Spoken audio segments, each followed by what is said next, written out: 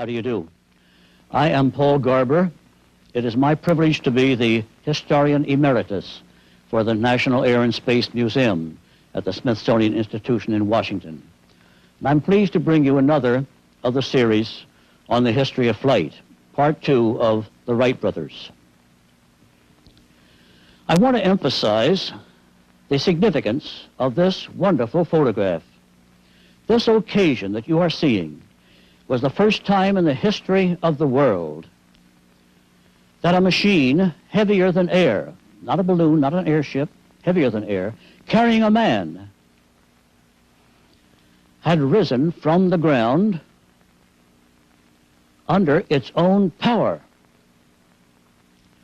had flown forward under control, without reduction of speed, and had landed without wreckage at a point equally as high as that from which it had started. Now, that very excellent definition of what constitutes true flight is the best setting forth of the principles that constitute practical aviation. There are many other persons for whom the first flight was claimed. Oh, Whitehead in Connecticut, Adair in France, Maxim in England, Santos-Dumont in Brazil, Jethro in Germany, each one deserving his place. But when you take their claims for the first flight and sift those through that definition, none can equal the qualifications that the Wright brothers did possess, and they remain preeminent as the first to fly. That definition is contained in the first article prepared by Orville and Wilbur Wright. It appeared in the Century magazine for September 1908 and is an excellent article for all of you to read. You will enjoy it. You will benefit from it, as I did. There were 4 flights made that day of December 17, 1903.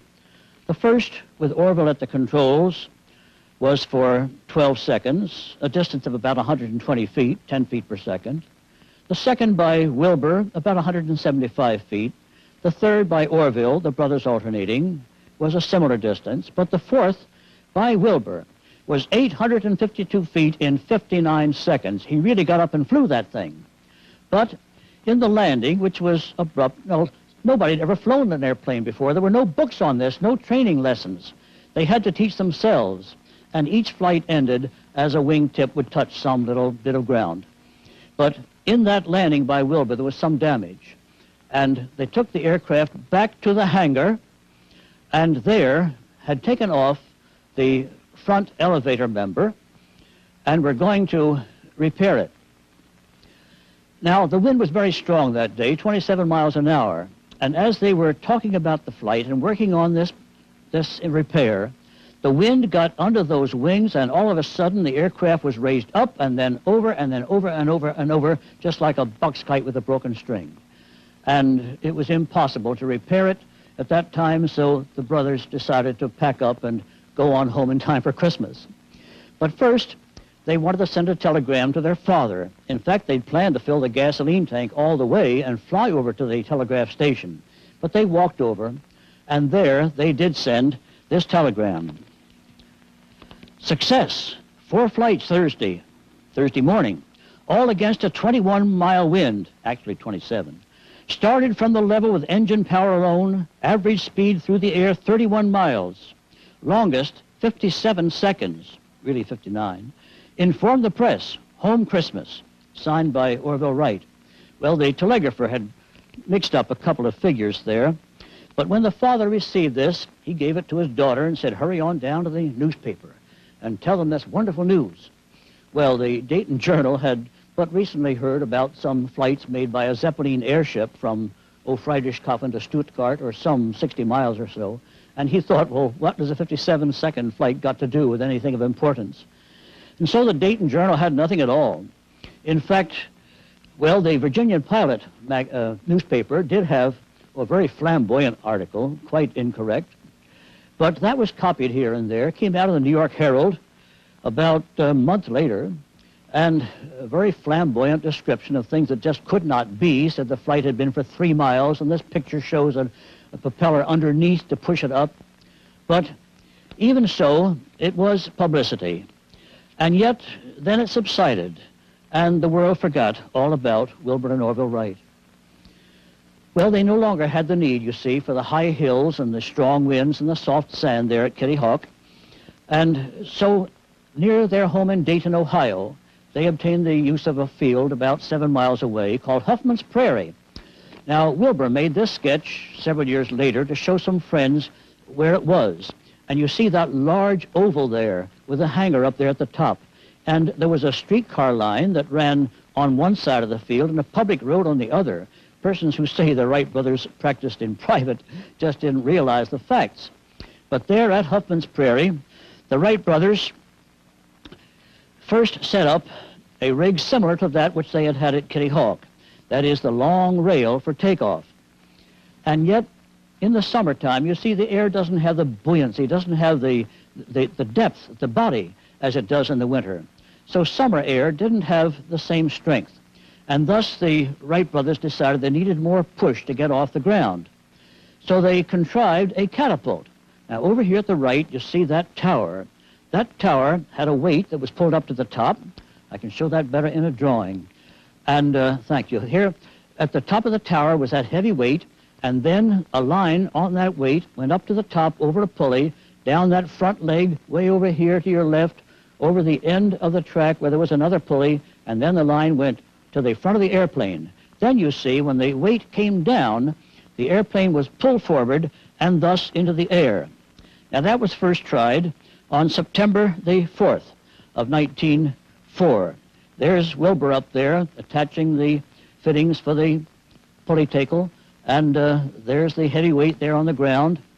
Now, actually, this picture was taken a few years later, but it shows what I'm trying to illustrate. The use of this catapult for takeoff. We all know today you've got to have more gun to get off the ground than you do to stay up there. So in 1904, they made 105 flights, the longest over 5 minutes. That was on September 20, when for the first time they flew out and back. Now these others I spoke of, these other experimenters over there in Europe, they'd made little bounces off the ground, but in a straight line. But the Wright brothers there on September 20 flew out and back in big circles and in figure eights, gaining good control of this aircraft. The next year, 1905, they flew for more than half an hour, a flight of 24.2 miles in 38.5 minutes. This was such an excellent accomplishment that the Wright brothers then wrote to the War Department and said, well, we've perfected an airplane that we'd like to demonstrate to you. We think it has military possibilities. We'd be very pleased to show it to you.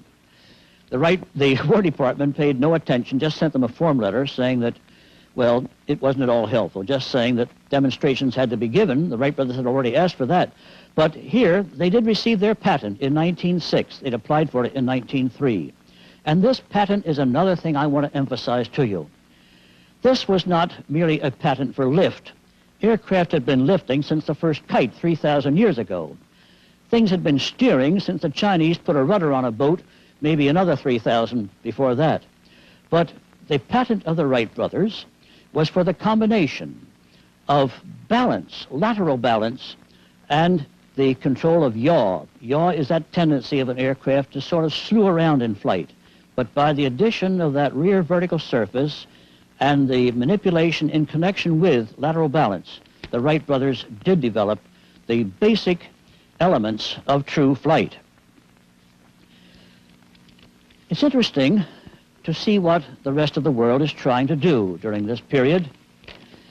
There was Vuya of Bulgaria, who had made this very interesting aircraft. This is preserved today in the French Musée de l'Air at Chaly-Moudon in France.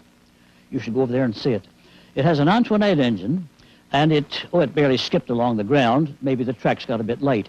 Here is Ellehammer in Denmark. And this, rose about a foot and flew about 100 feet, but it was tethered to a post so that some of that lift could have been centrifugal. Then there was Alberto Santos Dumont of Brazil. He was in France, and he, as you see, rose, a bit and went about 80-some feet, and then later on went about 200 feet. These were the first flights officially witnessed by representatives of the Fédération Aéronautique Internationale in Paris, and thus Santos-Dumont is often credited as the first to fly. But it was not until the end of 1907, as you see here, that anyone else flew an airplane as much as a minute. And yet the Wright brothers had flown more than half an hour back there in 1905. Now the efforts with the War Department continued to be frustrating. The Wright brothers had hoped that our own country would be interested, but there was very little response. In the meanwhile, other countries were becoming interested. Russia and France and England and Germany. And so in 1907, Wilbur went to France and tried to make some arrangements for demonstrations. Then Orville followed and tried to help with these. Then Orville was asked by Wilbur to prepare one of their airplanes for demonstrations abroad, but it just lay in customs while all of these negotiations were going forward. But now, in the meanwhile, there was a plan to have a meeting of all the navies of the world down at Hampton Roads. And the Wright brothers thought, well, nobody believes we can fly. All of these efforts to get together with these governments are so frustrating and disappointing. Let's go back to Kitty Hawk, they said. Let's put floats on our aircraft and see if we can't fly off Albemarle Sound, and then we'll fly over those vessels, and certainly the fleets of the world will be impressively convinced that an airplane does exist and that we can fly it. Well, they never did complete this experiment. Here you see them on the Miami River near Dayton. They had, incidentally, I want to emphasize that they used hydrofoils on those floats. Now, you think hydrofoils are new? Well, they were invented in 1905 by Forlanini in Italy. But the Wright brothers here, just 2 or 3 years later, had learned about them and put them on these floats. They got some lift. But they gave up these experiments before they were completed because France did show some positive interest. But the Wright brothers hadn't flown since 1905. So they went back to Kitty Hawk. And there, this photograph, quite retouched, was taken by Jimmy Hare of Collier's Magazine. And the article by Byron Newton described how these Wright brothers actually did fly. Those reporters lay there sort of in ambush. The Wright brothers knew they were there, but the reporters didn't know the Wright brothers did. And they took this picture, and they made this drawing, which shows that for the first time they were sitting up. And there, also for the first time, is a passenger carried in an airplane. The passenger is Charlie Furness, one of the Wright brothers' mechanics. And these flights were very helpful in regaining their skill, teaching a new method of control. You recall that previously they had lain prone. And so with this new experience, this new practice, Wilbur then went to France. He got that airplane out of customs, which Orville had sent over the previous year, and he had this shed constructed for him. Mr. Hart O'Berg was his very good friend over there, and this shed was much like the one he'd had at Kitty Hawk, the one out at Huffman's Prairie, and Wilbur lived in that shed. He didn't go at home to some hotel at night. He lived there. He had his galley over there in the corner. He had a bunk, some kind of a canvas bed, and he lived and worked and lived until he got the job finished. But in the meanwhile, these French thought that he was just bluffing. They thought, well, look at all the wonderful flights that our persons have made, and yet this Wilbur Wright is just a bluffer. So this was called Le Bluffeur. And there were other criticisms that were not at all complimentary. But Wilbur kept on working, and then came the day when he brought the aircraft completed, repaired, ready to fly. I said repaired because there had been some damage to it while it was in customs. Orville later thought somebody had gotten into that box and was responsible for the damage that Wilbur complained about in the packing.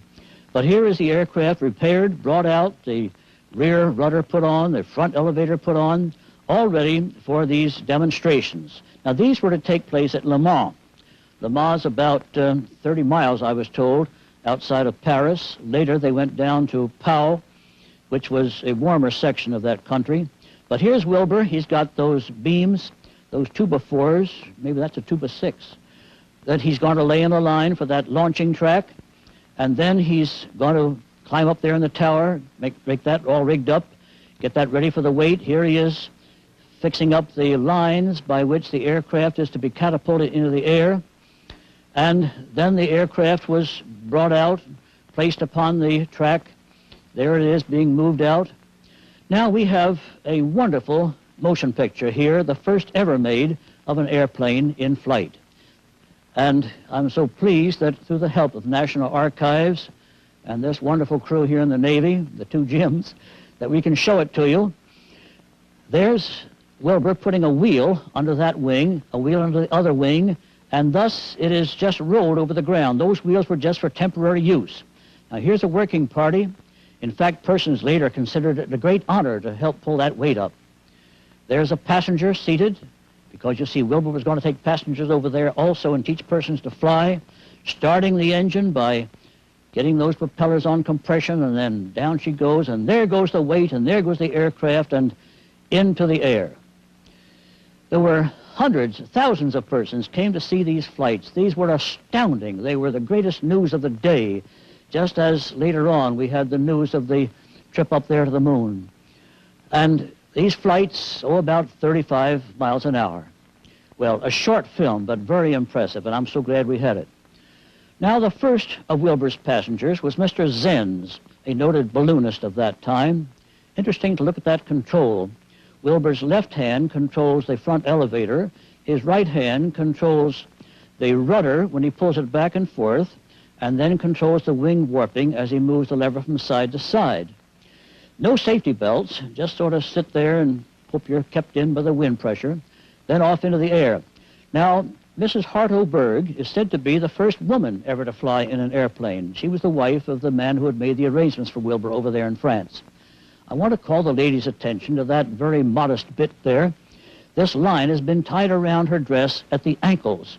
It was just terrible back in 1908 to show an ankle.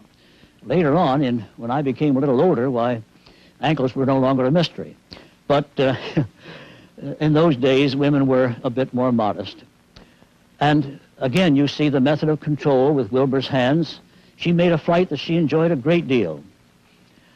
And as Wilbur continued to fly, this news came to the ears of royalty.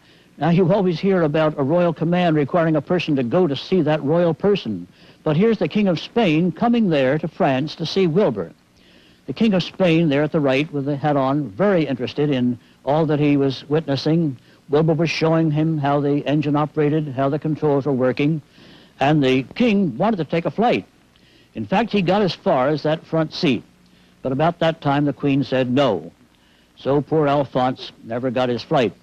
And yet he was so impressed, as was the King Edward of England, who also saw the Wright brothers fly, and the King of Italy, as you'll learn when I give the next part of this story. So, in the meanwhile, now, James Gordon Bennett, the editor of the New York Herald, had originated a number of prizes for competitions in transportation. The James Gordon Bennett Balloon Prize was won by Frank Lom, whom you see there at the left.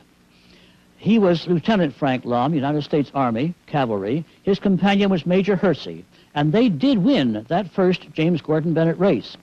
But in the meanwhile, Frank Lom and his father were learning about the work of the Wright brothers. And it was so impressive to them. They were so proud of these Americans. And so they interceded with Theodore Roosevelt and urged that the Wright brothers be permitted to demonstrate their airplane in America, even though the War Department had not shown the interest. So Theodore Roosevelt directed his Secretary of War to get on the beam. Specifications were written, and bids were let out. In fact, 41 persons responded. They thought the Wrights would be the only one, but 41 persons responded at various prices. One wanted $1 million. Well, the Wright brothers bid $25,000, and the contract was awarded to them. So then, Orville was to give those demonstrations at Fort Myer, while Wilbur was giving his demonstrations in France. And here is one of those specifications being fulfilled, that the airplane had to be sufficiently portable to be carried from one place to another on an ordinary Army wagon. There's Orville on the running board of that car. The craft is coming up the hill there at Fort Myer, and then was to go across the drill field, where at that time, as you'll see, the Army was experimenting with balloons. In fact, the Army had used balloons as far back as the Civil War. And We're going to tell that in another one of these parts. Also, the Army was interested in an airship, and this airship had been made by Thomas Baldwin, and the power was provided by Glenn Curtis of Hammondsport. I'll be mentioning him a little further on. And this airship was quite successful. The flights by it were in July. Well, now here we are, September, early part of September in 1908, the airplane being unloaded into the hangar there, where it was assembled. Orville supervising the mechanics, Charlie Furness and Charlie Taylor, getting a hand from the men of the Signal Corps there. And then it was brought across the field, again using those temporary wheels, as you saw, being taken over to the catapult, the launching tower. Again, there were thousands of persons there to see these flights. Uh-oh, look out, girls, get out of the way. There's that miniskirt of 1908, demonstrated by these two ladies who were in the way at the moment. Then over to the launching rail, and you can see at the left the tower, and the launching track is underneath, and then the aircraft was being adjusted, ready for takeoff. There's the takeoff. The first one was on September the 3rd. And then, you see, part of these specifications required that a passenger must be carried, and also that the craft be able to fly for an hour. Well, Lieutenant Lom, now they're at Fort Myer, and shown here with Glenn Curtis, who made the engine for that airship that you saw, Frank Lom was to be the first military passenger. And on September 9, Orville first went up for a flight of 57 minutes and 25 seconds. Then on his next flight, he flew for an hour, 2 minutes and 15 seconds, the first time in the world that an airplane had flown for more than an hour at Fort Myer. In fact, sometime when you go to Fort Myer, Virginia, you'll see at the reviewing stand a plaque there, a bronze plaque that my wife and I provided through the Early Birds organization. That's a bunch of old-time flyers. And on there, we've listed all these famous firsts of aviation at Fort Myer. Well, then, on September 9, Lom became the first passenger, military passenger to fly, and the duration was 6 minutes and 24 seconds. 6 minutes, 24 seconds, a world record with a passenger. Then, on the 12th of September, the passenger was to be Major Squire. Major Squire, standing there with his back to us. Now notice that flag on the front strut there of the elevator. That had been given to Orville by Mrs. Winfield Scott Klein. She became wife of the photographer, and later they gave that flag to the National Air and Space Museum. Not the first flag to be flown, because back in 1904, when Roosevelt was elected, the Wright brothers had flown a flag on their airplane at Huffman's Prairie. But now there's Major Squire. He's going to be the next passenger. And on the date of September 12th, he did have a flight for 9 minutes and 6 seconds. That was another world record. Meanwhile, of course, Wilbur was making those flights with passengers in France. Now, on the 17th of September, the passenger was to be Thomas Ethelyn Selfridge, the gentleman in the foreground, and he is with Alexander Graham Bell, inventor of the telephone. Now, Dr. Bell had been interested in aviation for many years. Up at his summer home in Baddeck, Nova Scotia, he had developed a series of kites, and then, having brought together a group of men who consist here of Casey Baldwin. Now, he's no relation to the airship Baldwin. He's to the left. Then Lieutenant Selfridge. In the center is Glenn Curtis, who had been brought in to make the engines. Curtis was a very capable maker of excellent motorcycles.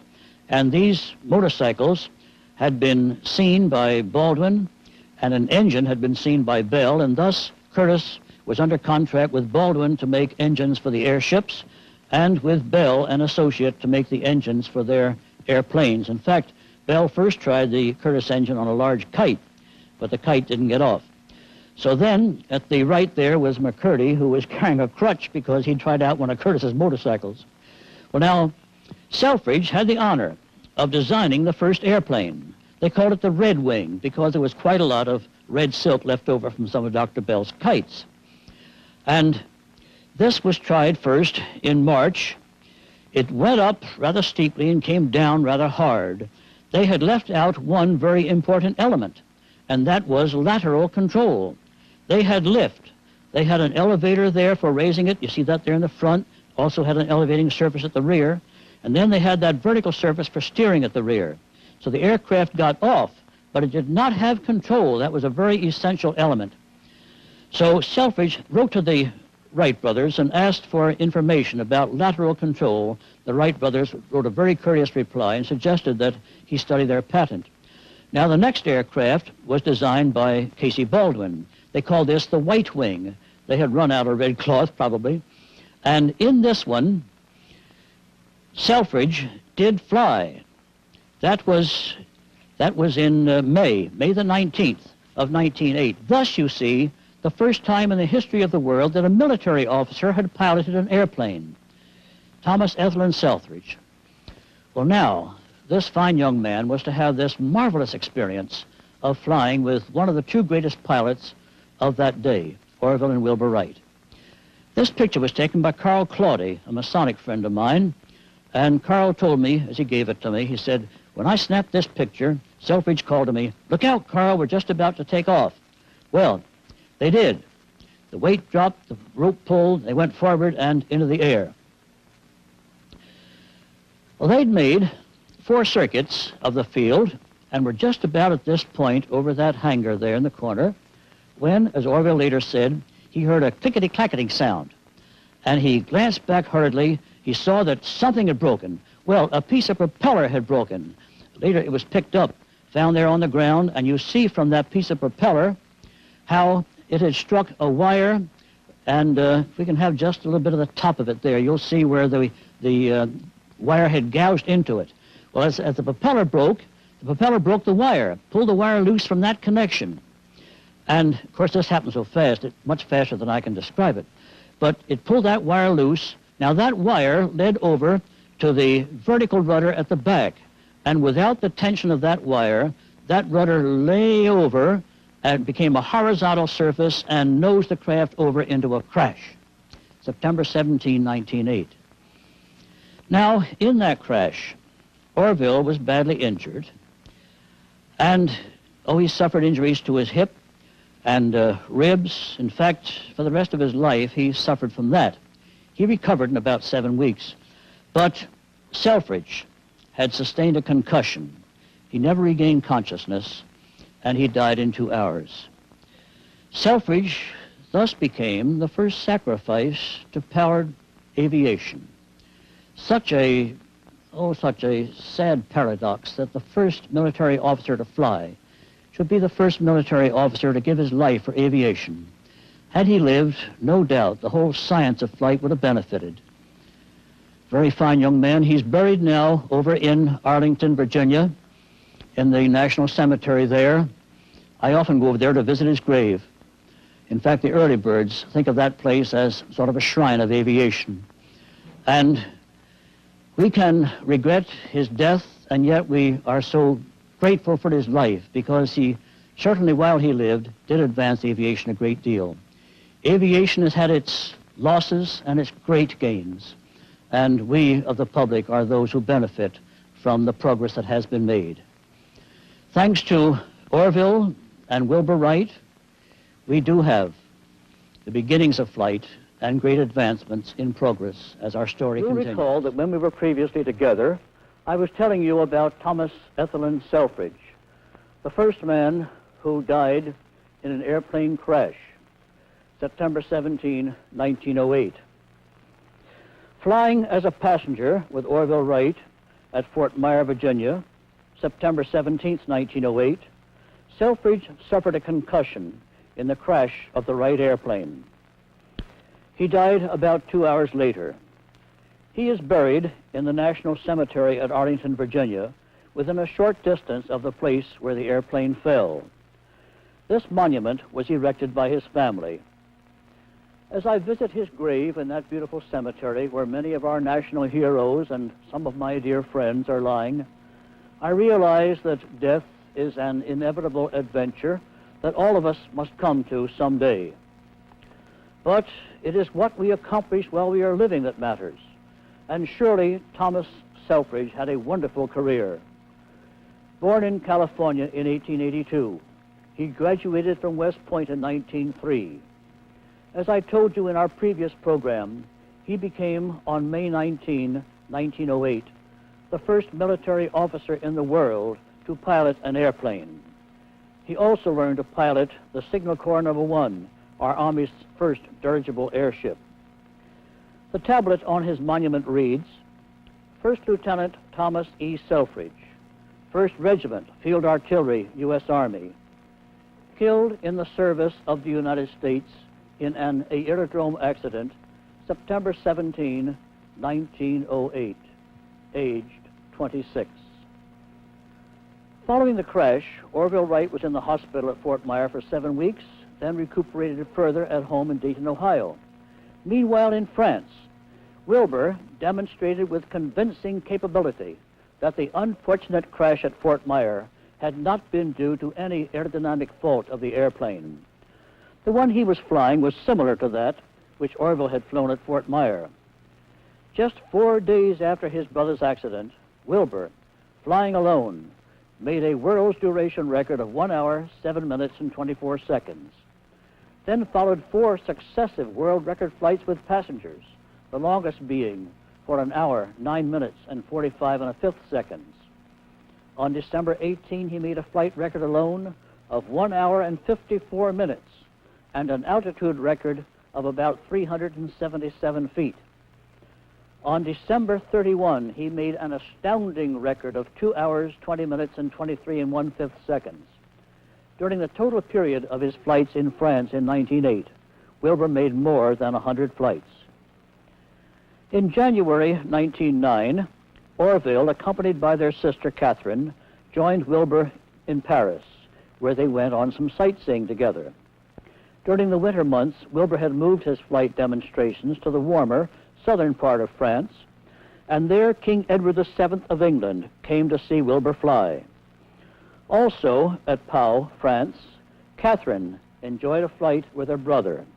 Orville was standing just to the left outside of the picture as the airplane was being ready for takeoff.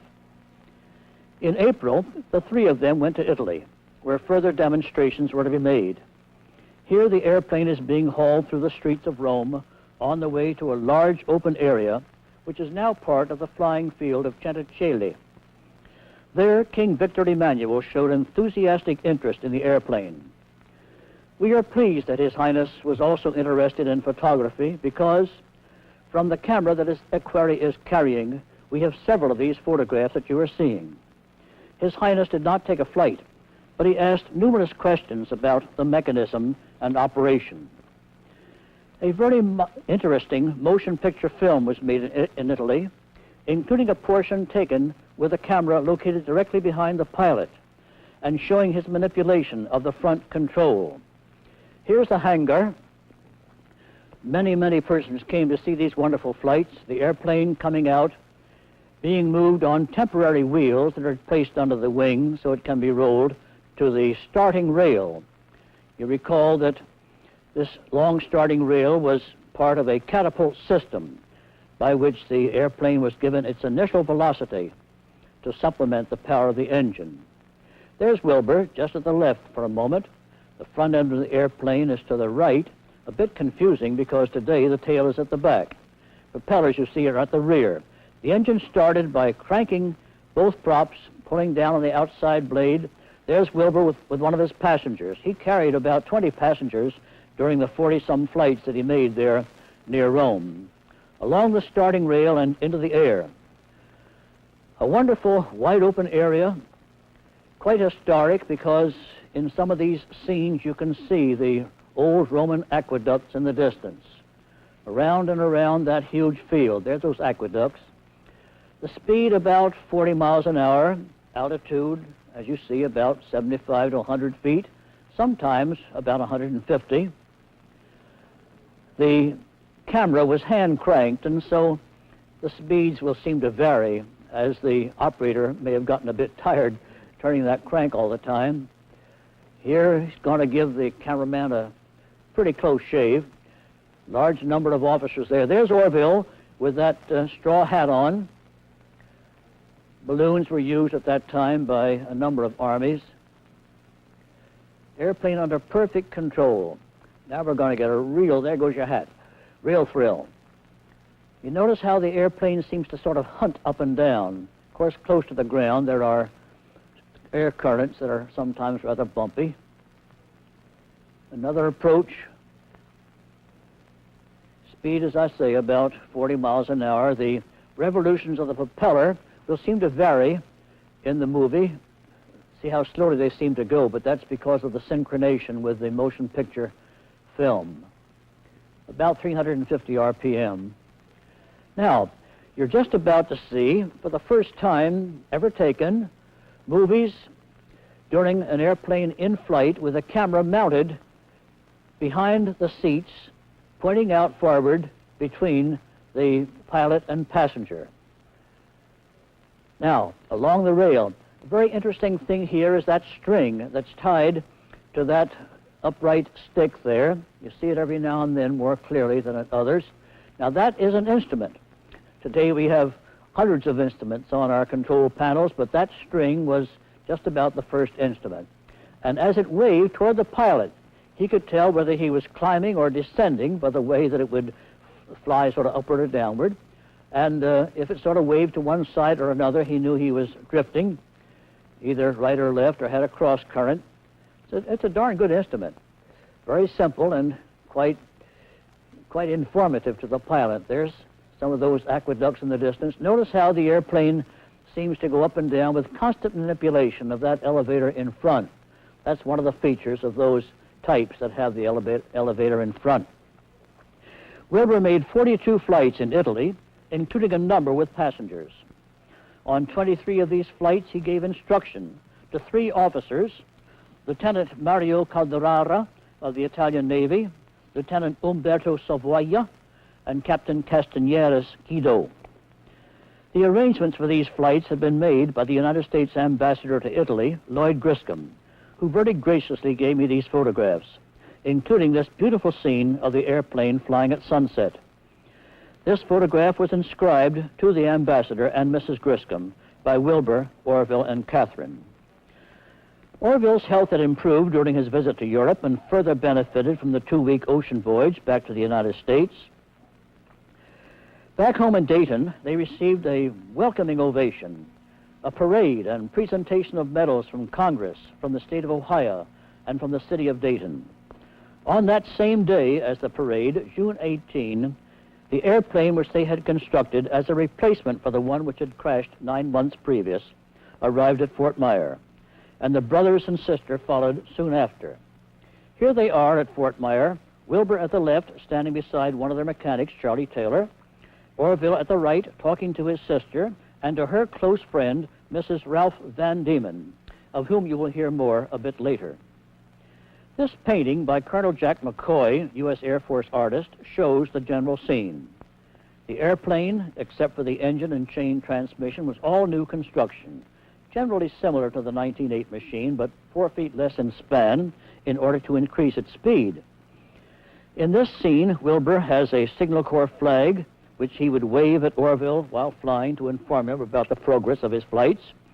Orville is standing there in front, nearest to us, on the right side, and Lieutenants Frank Lom and Benjamin Folloy, who were to be the military passengers in separate flights.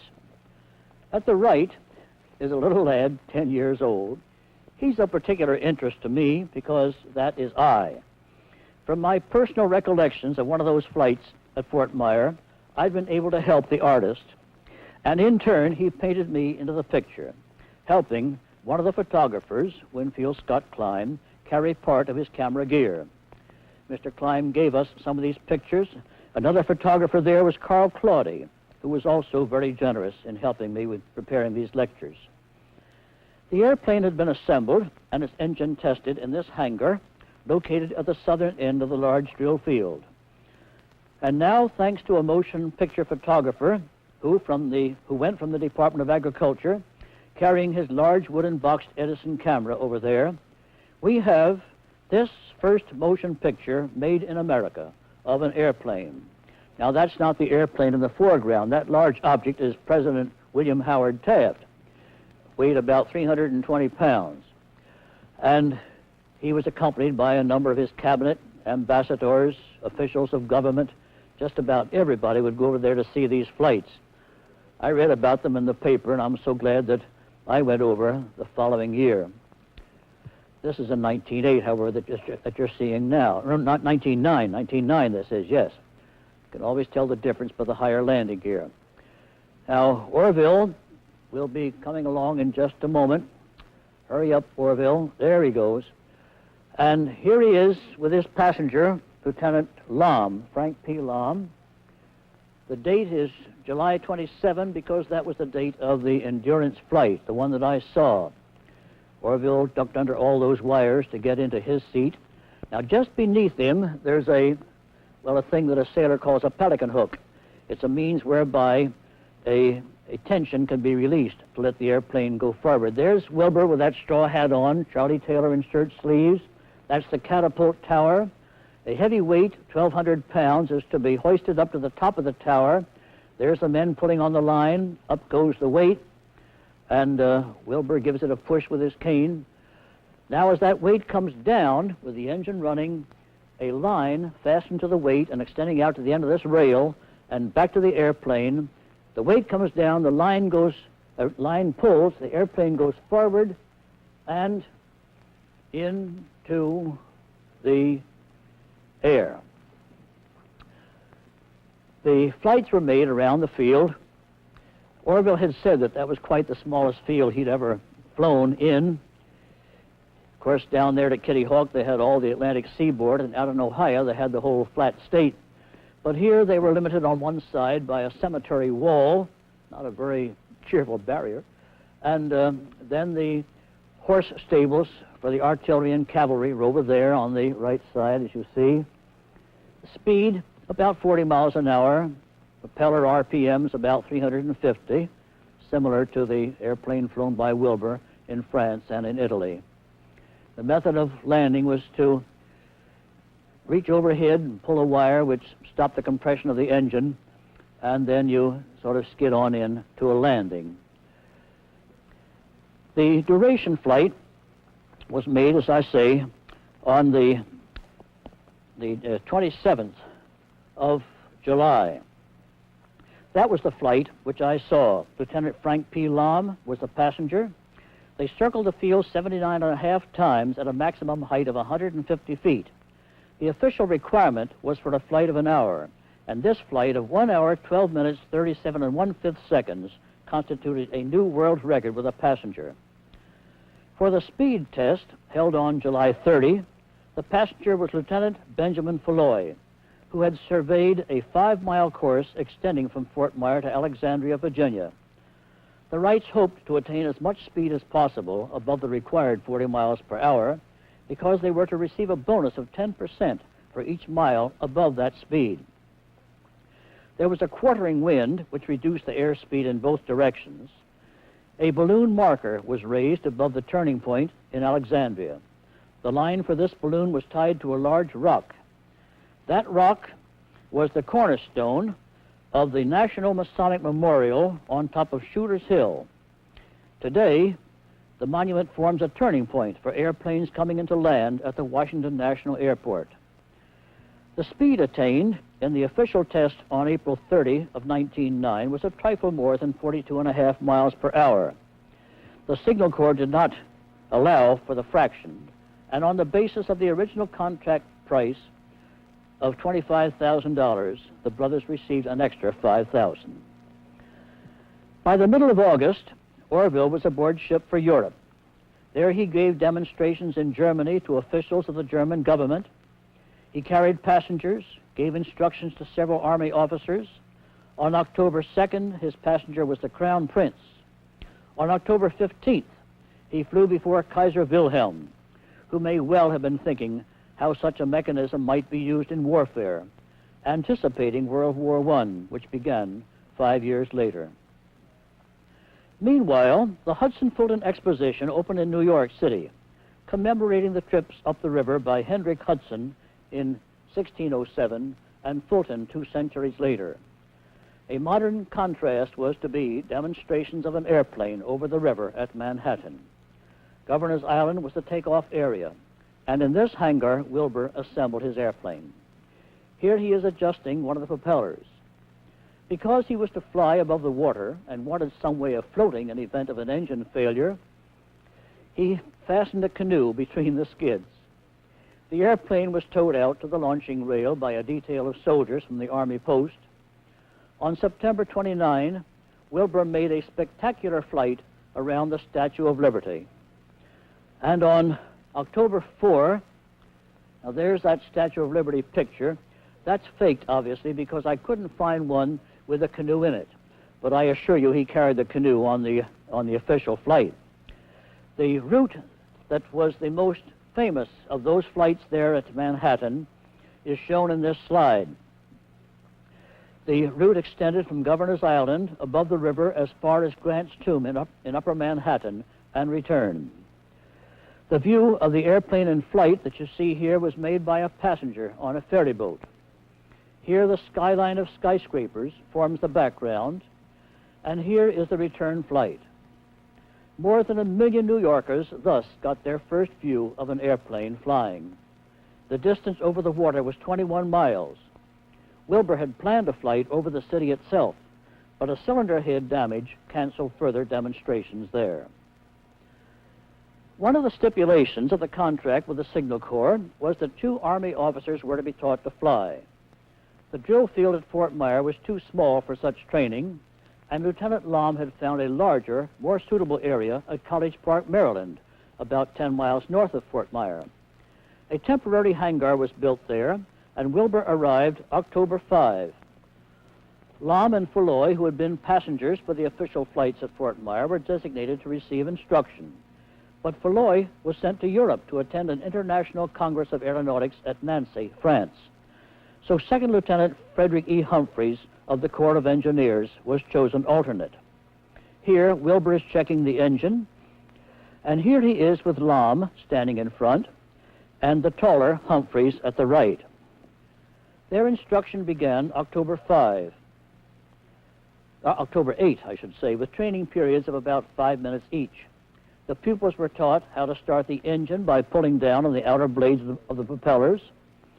Both students made good progress, and on October 26, each soloed. Humphrey first for 13 minutes, followed by Lom for 40 minutes. Thereafter, the flights of both students were to increase their skill and confidence. Lieutenant Falloy returned from France to College Park on April 20, hoping to receive training. He had 3 instruction flights from Wilbur and several more from Humphreys, but did not solo at that time. A flight on October 27 is particularly noteworthy.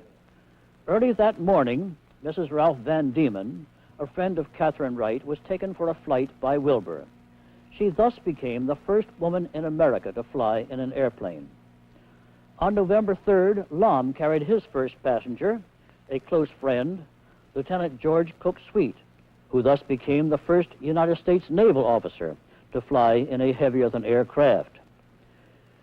2 days later, during a turn in the air, the left wing struck the ground, and there was some damage caused, so the flights at College Park ended at that time.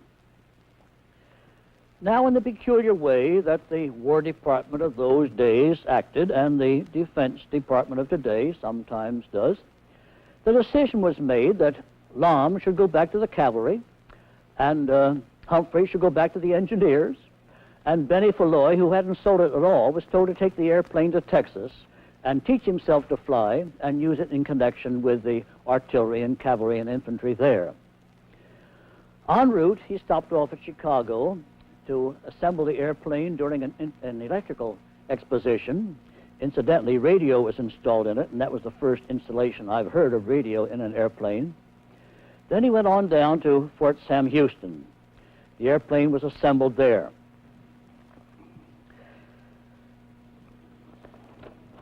By the end of February, the airplane was ready for test, the catapult tower and the track laid out. Lieutenant Falloy made his first flight there on March 2. This was also his first solo and lasted 7.5 minutes. It was followed by 3 other flights of 11, 21, and 15 minutes. But on the last flight, engine failure forced him to glide down. Leveling off too soon, he suffered a pancake landing.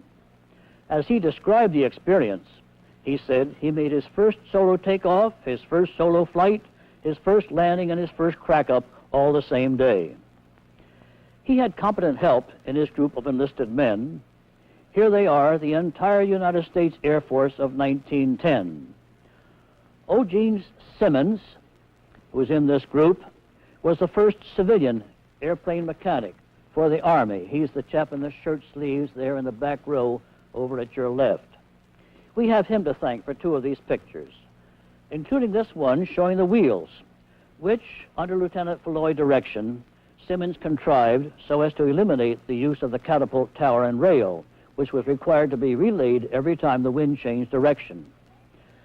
At about the same time, July of 1910, the Wright brothers were conducting similar experiments with wheels, the first public use being at the Asbury Park, New Jersey flight demonstrations in August.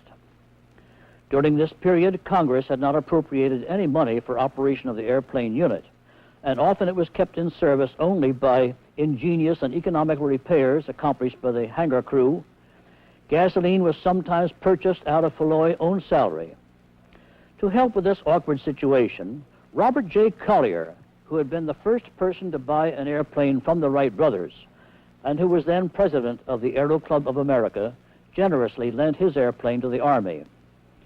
Mr. Collier is ever remembered for his donation of the trophy now named for him, which is awarded annually by the National Aeronautic Association for the greatest achievement in aeronautics or astronautics, the value of which has been demonstrated by a year of practical use. The Collier airplane differed from the Signal Corps No. 1 airplane in the location of its elevator and in the method of control. Here it is with its handling crew. The Wright Company sent one of its commercial pilots, Philip Parmalee, to assist Lieutenant Floyd in adjusting to the new machine. On one occasion, Floyd was forced to make a landing on a company street and narrowly missed the tent of Captain Douglas MacArthur, later the renowned general, hero of both World Wars and the Korean War. In 1911, the Army decided to send old No. 1 back to the Wright factory for a general overhaul and the incorporation of features which had been developed since its original manufacture. But meanwhile, at the Smithsonian, they had been trying to obtain an example of the Wright airplane for exhibition in the National Museum. Because the original Wright Flyer of 1903 had not been repaired following its damage by the wind after its fourth flight on December 17, 1903, and because the Wright military flyer was already government property and had acquired notable individual fame, the decision was reached by the Army to transfer it to the museum. There it can be seen today, unchanged since its original installation. The Wright factory, established in 1909 in Dayton, Ohio, was by this time very active in the production of airplanes. In the wood shop, selected ash was cut to size and length for the spars, and choice straight-grain spruce was sawn and planed into strips and blocks to form the ribs, and into longer pieces from which the struts and braces and outer booms were formed. The wings were sewn at first from muslin, but by late 1910, a rubberized cotton was found to be impermeable to air and resistant to dampness. At first, the wing covering was single-surfaced with sleeves for the ribs, but by 1911, the wings were double-surfaced. The fabric was applied diagonally to give extra bracing against twisting. The Wrights designed and made the engines for their airplanes, the type used in 1910-11 having 4 upright cylinders developing about 30 horsepower. The Type A airplane with the elevator in front had by this time been replaced by the Type B. Its elevator was at the rear, and better stabilization resulted. Here is a Type B being assembled on the shop floor. Also in 1910, and continuing throughout the period of the Wright Company until 1916, schools were established in Dayton, in Montgomery, Alabama during the winter months, and on Long Island. The first student to solo was Walter Brookins, who continued to be one of the most skillful of the Wright pilots. This ground trainer was used for acquainting the students with the manipulation of the controls for directional steering, climb and descent, and lateral balance. This shows the extent to which the wings could be warped in order to bank the airplane, that is to raise one wing high when making a turn to prevent skidding outward. Warping was also used to restore balance. Meanwhile, by midsummer of 1909, a remarkable demonstration occurred which drew the attention of the world, momentarily at least, away from the accomplishments of the Wright brothers. The flight of Louis Blériot of France in an airplane of his own design from France to England showed that other persons and other nations were mastering the art and science of flight. This flight also demonstrated that the monoplane or single-winged airplane had individual merit, distinctive from the biplane-winged engines of the Wrights.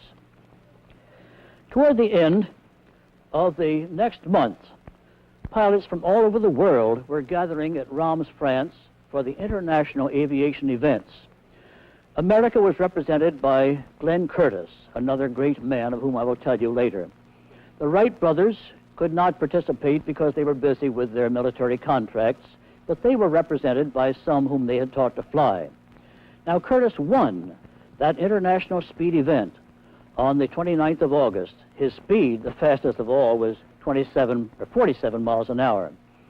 But because he had won that event, America became the host for the next year. And this is the airplane the Wright brothers built to compete for the James Gordon Bennett race of 1910.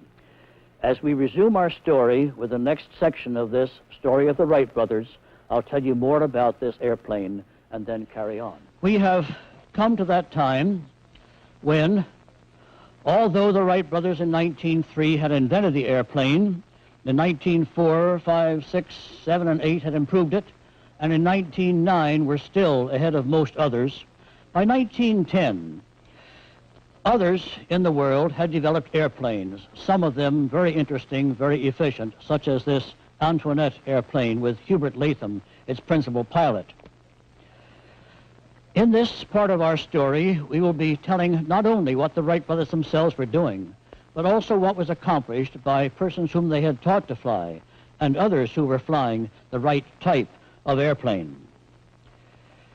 The great prize for airplane speed in 1910 was the James Gordon Bennett Trophy, which had been won for America in 1909 by Glenn Curtiss, thus making America the host for 1910.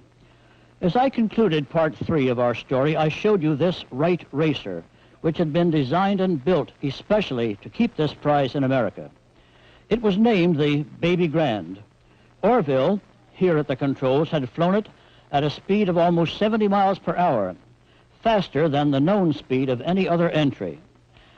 Its 8-cylinder engine weighed about 300 pounds, 100 pounds more than their usual 4-cylinder types, and developed over 50 horsepower. Now look at the size of those propellers. I think they must be around 10 feet in diameter. The wingspan was only 22 feet, almost half that of the Kitty Hawk Flyer. Here's a final engine test. Now, there were no brakes in those days, and they hadn't used wheel chocks yet. I remember back in the old early bird times, it was customary for someone to holler, "More beef!"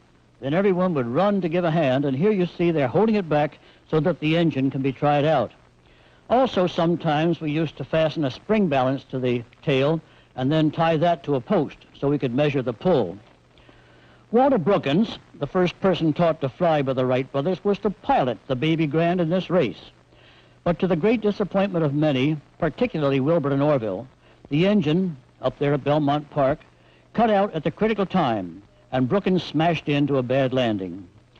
He crawled out of the wreck, but America's best hopes to win the race were lost. The English flyer, Claude Graham White, flying a 100-horsepower French Blériot monoplane, won at a speed of 61 miles per hour. There were a total of 9 entrants from 3 nations, America, England, and France. Arch Hoxsey, also flying a small-span Wright airplane but with a 30-horsepower engine, attained an altitude of about 7,000 feet at Belmont on October 27. On that day, the wind was so strong that his flyer and that of Ralph Johnston were blown backward while still facing forward. On the last day of the meet, October 31, Johnston established a world altitude record of 9,714 feet. Another famous air meet during the fall of 1910 was held at St. Louis. There, Arch Hoxsey took Theodore Roosevelt for a flight. He was the first person who had been President of the United States to fly in an airplane. As they landed and Teddy put back his wide-brimmed felt hat, he probably said, "That was bully." Air Express was inaugurated on November 7, 1910, when Phil Parmalee flew a Wright airplane from Sims Station near Dayton to Columbus, Ohio, carrying a package of silk consigned to the Morehouse Martins Company. The cargo weighed about 100 pounds and was valued at $800. His flight clothing consisted of an undershirt, a sweater coat, a heavy top coat, woolen cap, and goggles. The 65-mile flight was made in 66 minutes. Parmalee carried one piece of air mail. And the crowd that welcomed, they were so amused because he had such a hard time getting through all of this clothing and finally finding that letter to give it to Max Morehouse. Now, also in 1910, the world had become greatly interested in aviation, and everyone in America, among other nations, wanted to see airplanes in flight. So the Wright brothers organized an exhibition team. The person there with a derby hat, we used to call it an iron hat, is Roy Nobbenshoe, famous balloonist and dirigible airship pilot. He headed up the team, and Parmalee, we just met, he's there at the left. There's Walter Brookins at the right. There were many persons in that team. Now, Frank Coffin was another member of that team. There he is with Wilbur being at the right, another iron hat. Frank was a very capable pilot, but also there at the Wright School in Dayton, he was in charge of instruction. He's given to the museum the sheets that were used at that time to tabulate the accomplishments of the pilots. I hope we can raise this picture a bit and see those high-button shoes. Those are a classic thing of those days. I remember how proud I was of mine. It took me quite a while to button them up with my mother's old-fashioned button hook. Well, Frank was a splendid person and was one of the first to use floats on a Wright Type B airplane. This remarkable picture was taken in February of 1912. He was flying at New York, and he would have to somehow, you see that tugboat has made a path through the ice. He took off by dodging these cakes of ice and flew over part of the city and also flew over the Statue of Liberty, taking some photographs of it at the time. Another pilot of Wright-type planes was George Gray, who made numerous exhibition flights in the Middle Atlantic states, particularly in Virginia. Later, when he was a pilot in World War I, he was so very proud of this license in which he could show that he'd learned to fly on Wright Brothers airplanes. I knew most of these men. I value my friendship with them. I wish I could tell more about the wonderful early bird friends that I have. There's an organization, you know, of the old-timers, the early birds. It was my privilege to be the recent president of it. Now, there were some girls who learned to fly, also of the Wright planes. There's Catherine Stinson, standing with her Wright plane. She learned to fly at Chicago and was taught to fly by Max Lilly. She thrilled many crowds in those cities over which she flew. Her sister, Marjorie, was also famous. They taught their brother, Eddie Stinson, to fly. Another brother, Jack, was also a pilot and maintained a flight school on Long Island. During World War I, Marjorie trained many Canadian pilots who fought in that war. Ruth Law was another girl flyer who learned the right system of control. Her cross-country flight in 1918 from Chicago to New York was a record maker. And during the First World War, she encouraged bond sales by advertising them from the sky. Now, Al Welsh, shown here at the left, had been one of the first three students taught to fly by Orville Wright. The other two were Brookins and Hoxsey. Welch's most famous pupil is shown here, Lieutenant Henry H. Arnold, later General of the Air Force. I always bow a bit to Hap. It was through him that I met my dear wife. And we always go over to his grave on Memorial Day and lay a few flowers there in appreciation. We're certainly a happy couple, and I'm so grateful to say so. Now, Hap had begun his lessons on May 3rd, 1911. The flight lasted 7 minutes, and on the report sheet, Welch wrote, "rough." Some bad landings, I guess. The third lesson was for 12 minutes, and the comment was hand-on elevator, meaning that the teacher let the pupil steer the airplane up and down. During lesson number 9, Arnold was permitted to try balancing the airplane, and on lesson number 19, the comment was landed without assistance. The final notation was number of flights, 28.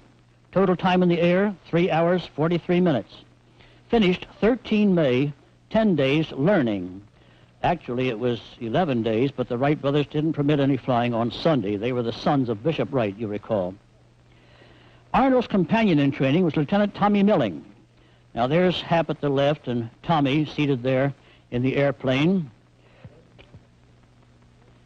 Milling's teacher was Cliff Turpin. Here's Cliff in his airplane at the center of this group. The picture was taken when the minister at the right was marrying the couple at the left. Then Turpin took the bridal couple up for a short aerial honeymoon. There were all kinds of aviation thrills and stunts in those pioneer days. In June of 1911, the Army established its first aviation field at College Park, Maryland, the same field where Wilbur had taught the Army's first 2 pilots in 1909, as I described in my previous section of this series. There, the Army quartermaster constructed these hangars, which had been designed by the Wrights, and Arnold, Milling, and other officers, pilots, and men were assigned to conduct military flight operations there. Arnold was a very active pilot. On July 7, he made an altitude flight of 3,260 feet. On July 10, he flew over the United States Capitol building. On July 18, he climbed to 4,167 feet. And on August 21, he made a cross-country flight of 42 miles to Frederick, Maryland.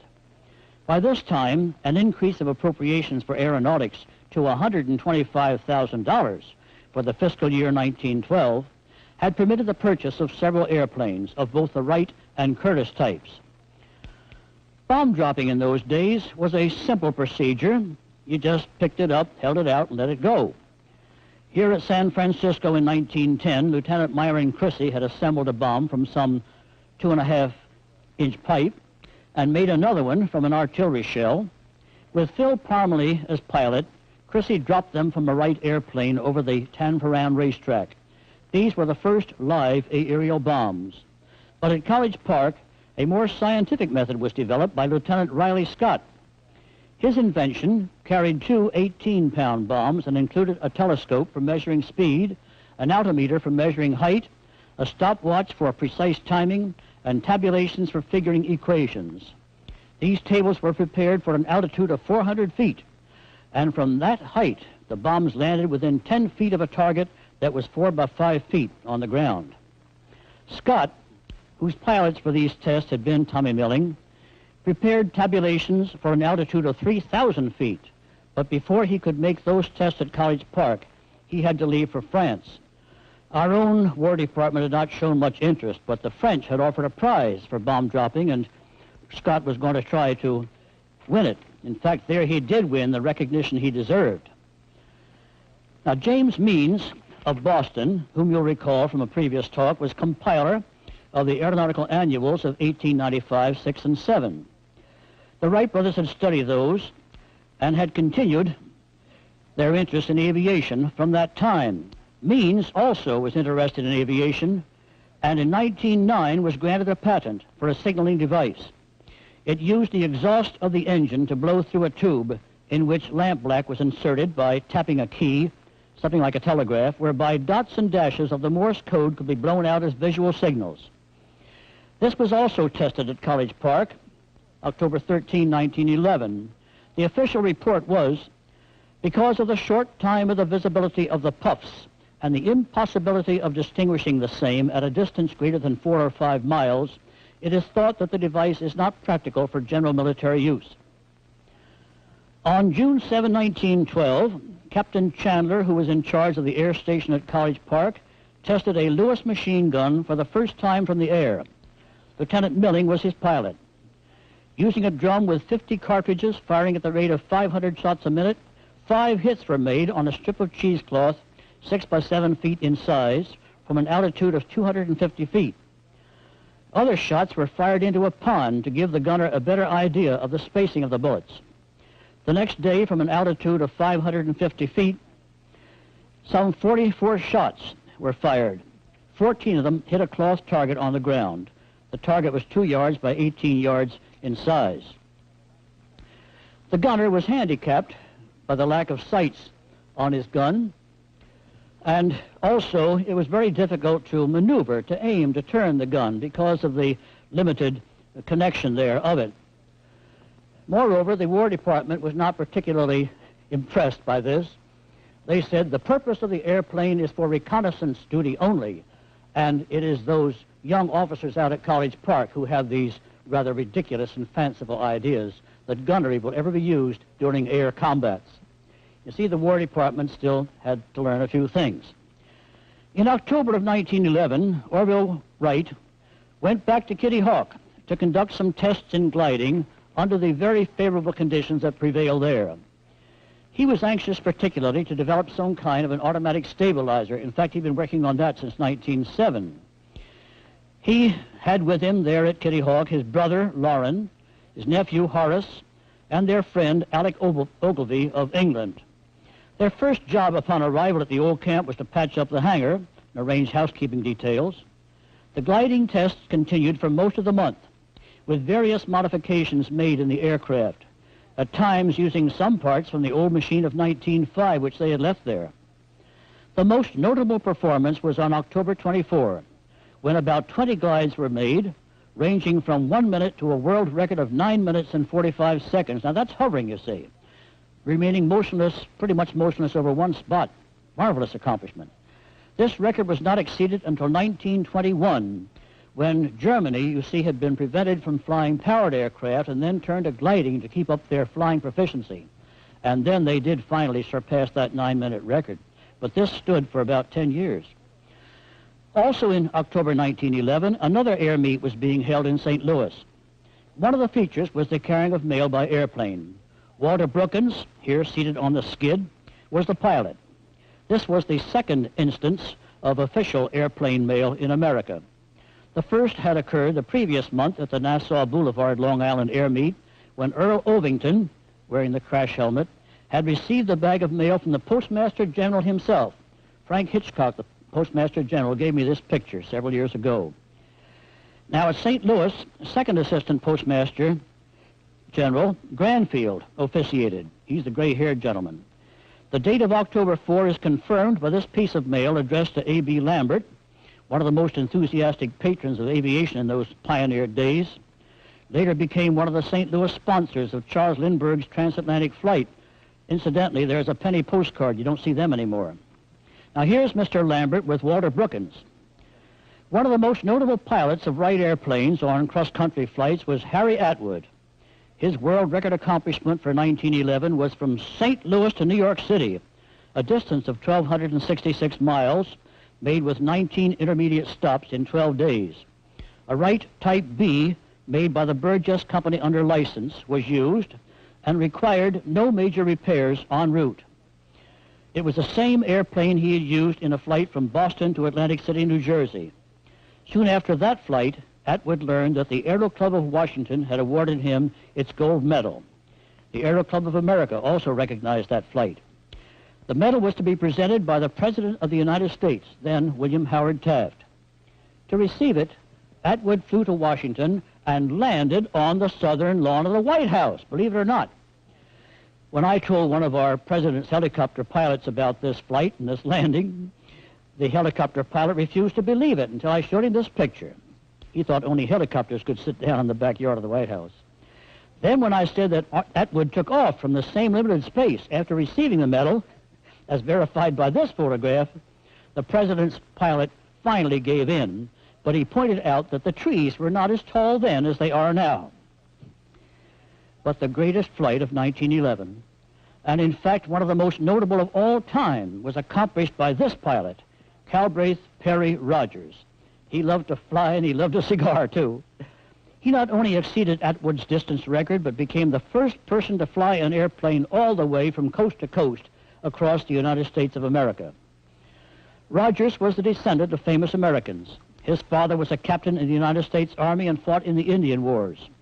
Rogers' great-grandfather was Commodore Matthew Calbraith Perry, who had sailed his squadron into Japanese waters, inviting that nation to engage in commerce with America back in the 1860s. Rogers' granduncle was Captain Oliver Hazard Perry, hero of the Battle of Lake Erie in the War of 1812. Cal had hoped to be a naval officer, but was prevented by an air condition. Becoming interested in aviation when he visited his cousin, John Rogers of the Navy, while that officer was detailed to the Wright School for flight instruction, Cal decided to also take lessons. He soloed in the remarkable time of 90 minutes instruction. He attracted national attention 2 months later during the 9-day air meet held in Chicago when he won the award for the most time in the air, flying every day for a total of 27 hours. Now, back in those romantic days of the early birds, there were various prizes offered for flights from one city to another. Remember that Curtis got the one from Albany to New York, and then Hamilton got the one from New York to Philadelphia in return. But then William Randolph Hearst of the Hearst newspapers was going to clobber all those lesser prizes of around $5,000 and $10,000 with a $50,000 prize. Now, $50,000 was a heck of a lot of money then. It still is to a museum curator, I assure you. But $50,000 for the first flight from coast to coast, all the way in either direction. It had to be done, however, in 30 days. Now, Cal Rogers was among those who were determined to win that prize. The others, they cracked up or gave up, but he kept on. He took off from Sheepshead Bay, Long Island, on 17 September, from Sheepshead Bay, Long Island. His airplane was a Wright type EX, single-seated with a 35-horsepower four-cylinder engine. He flew right over New York City. Now, can you imagine sitting on a board seat, no safety belt, your feet stick out on a little piece of about 2x2, or less than that, wood, to brace your feet on. You look down at all those skyscrapers reaching up at you. He flew right over New York City, but then he spotted on the New Jersey tracks this white-painted car. Now, that says Vin Fizz. Vin Fizz was a drink, now not Gin Fizz, Vin Fizz was a drink sold for 5 cents, put out by the Armour Company, who were meat packers, so I don't know what they put in the drink. They said it had grapes in it. But they were paying part of his expenses, $5 a mile. And this was one of a train of cars. This had his spare parts in it, had another airplane, had a spare engine. His wife was in there. I didn't mean to say she was a spare part. No, she rode in the Pullman car. It was also a diner. There was this train that accompanied him. And sometimes he'd catch up to the train, sometimes the train would catch up to him. Now, here is Cal landing at Middletown, New York. That was his first stop, a wonderful flight. He said it was a good landing because it didn't knock the ashes off the end of his cigar. He'd flown 84 miles in 105 minutes.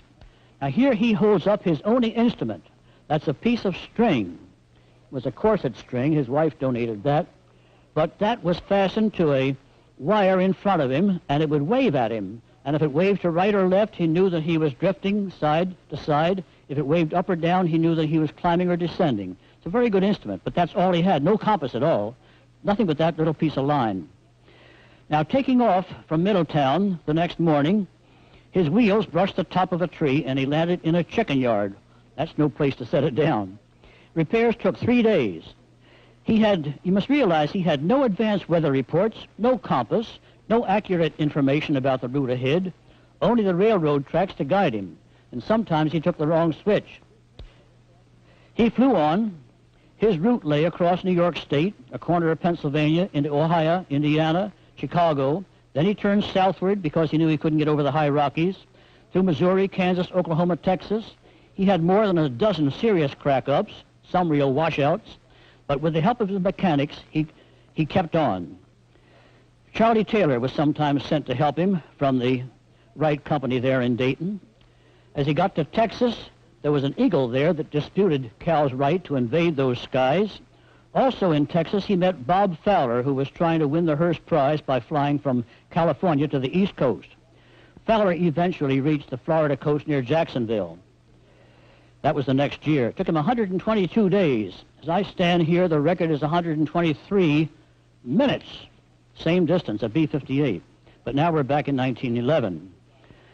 After 49 days, Rogers arrived at his official destination. That was Pasadena, California. Here he received enthusiastic acclaim, as you can see.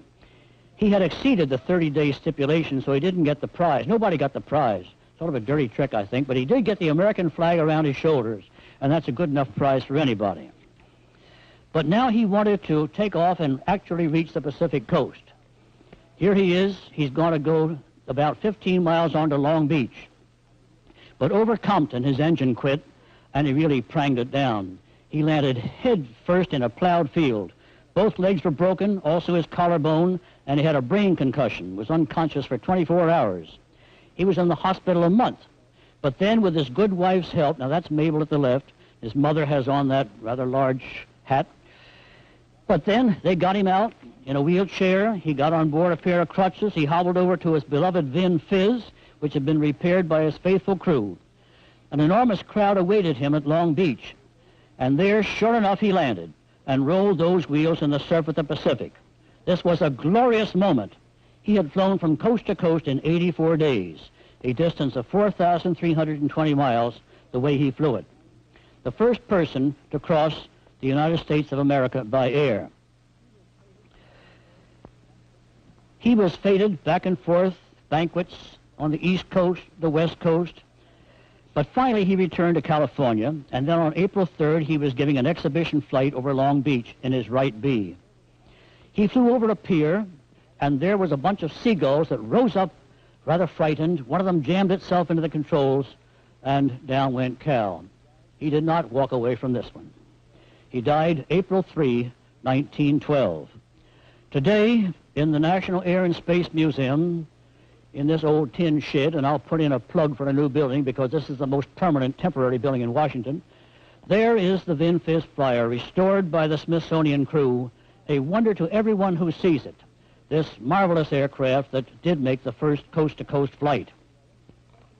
Another development in 1911 is especially pertinent to this series of talks that we're giving. There's the Navy's first air station, and there is the Wright Type B, there at Greenbury Point, Maryland, across the Severn River from Annapolis.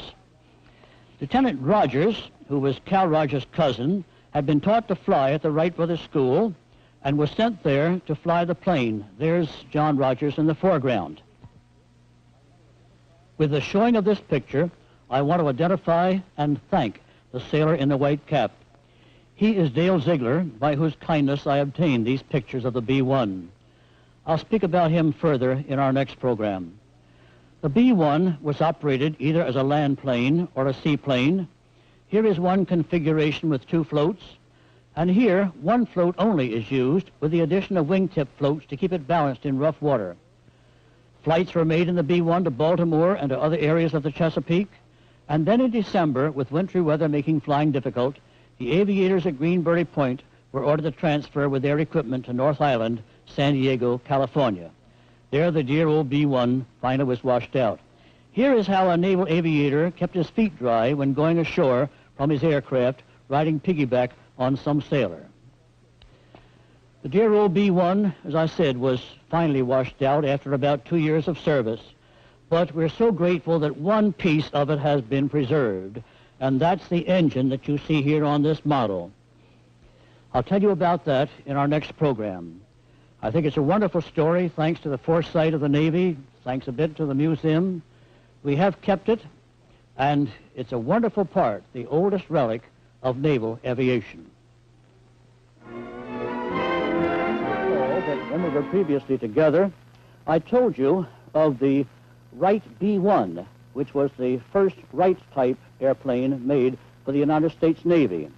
I showed you this scale model, explained that the airplane itself had been washed out since 1912 when it pranged into Chesapeake Bay, but one significant part of it has been preserved, and that is the engine. I want to show that to you.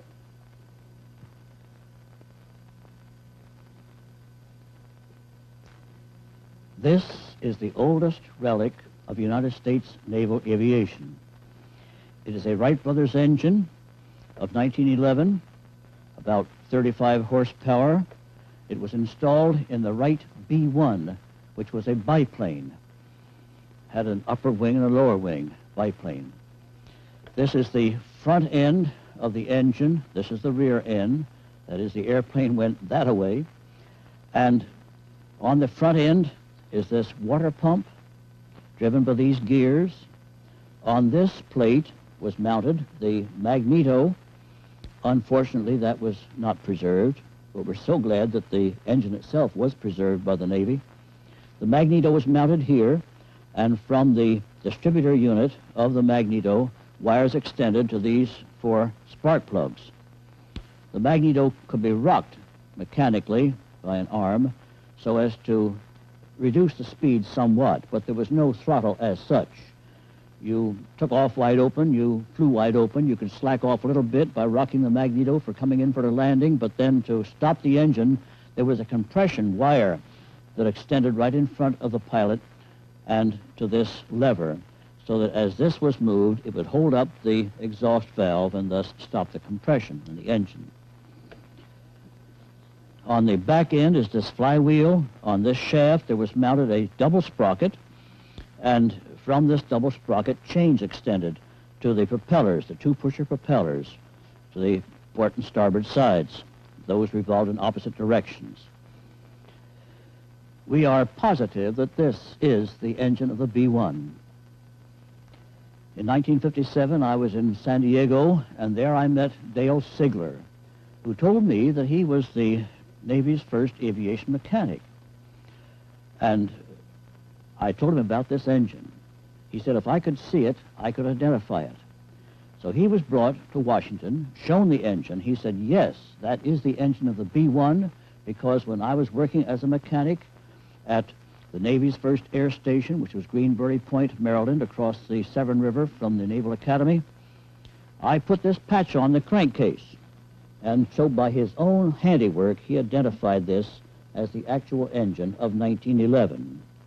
This is the oldest relic of United States naval aviation. On Memorial Day, May 30, 1912, the world was shocked and grieved to learn of the death of Wilbur Wright early that morning. It was known that he had contracted a severe case of typhoid fever, but reports led his friends to believe that he was recovering. But he suffered a relapse and died peacefully at home in Dayton, Ohio. Persons throughout the world who had known this kind, capable, unassuming, quiet gentleman mourned his loss. This photograph was made in France in 1908 when Wilbur was demonstrating the Wright airplane there. And this is a painting made from life in France by the French artist Hervé Mathy. It was given to the National Air and Space Museum by Wilbur's close friend and mine, General Frank P. Lam, and his sister. This is one of the best photographs of Wilbur and is inscribed by him to his friend Léon Boulay, who helped arrange for Wilbur's demonstration flights in France. I sort of like this one best. Wilbur had brought this kite from France to the son of Frank Coffin. Frank was an important member of the Wright exhibition team. It looks as though Wilbur and Frank are having more fun than the boy with the kite. The Wright brothers loved children, but never married. The other 2 Wright brothers, Lauren and Rushlin, did have families. Orville was, of course, the one most saddened by the death of his beloved brother and companion. The marvelous combination of their minds and skills, which had brought to the world the first successful powered, controlled, and manned airplane, was severed by Wilbur's death. Orville found some comfort in carrying on the projects upon which Wilbur and he had been engaged. Orville was a superb pilot, and the exhilaration of flying helped to ease his sorrow. This airplane is one of the Wright racing and exhibition types. It was known as the Roadster, sometimes abbreviated as the R.